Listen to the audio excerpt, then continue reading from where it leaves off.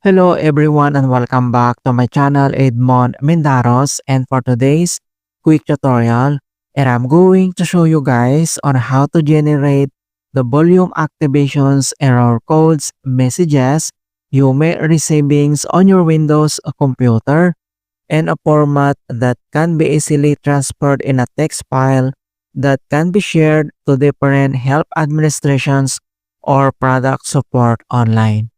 And without further ado, and let's go ahead. So all you have to do is to open up on a search menu and then here at search for apps, and then you need to type CMD, or this is the command prompt, and then you need to right click and select run as administrator. If you receive user account control, and then click yes. And once you open up this administrator command prompt, and then next step, then we need to copy and enter this command keyword licensingdiag.exe-report- user profile %/desktop /report.txt -log user profile desktop repfiles.cab. So we need to copy this one. So use keyboard shortcut Ctrl+C to copy this command keyword.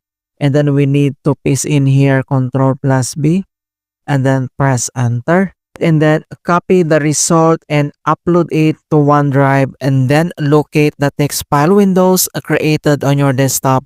Then upload both on.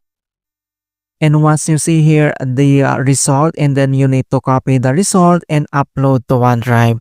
Alright, and then we need to close this CMD, and then here at the start menu, and then we need to restart again.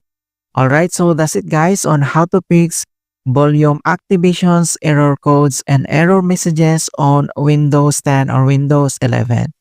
And please don't forget to like this video, subscribe to my channel for more quality content. Thank you guys and see you in my next tutorial.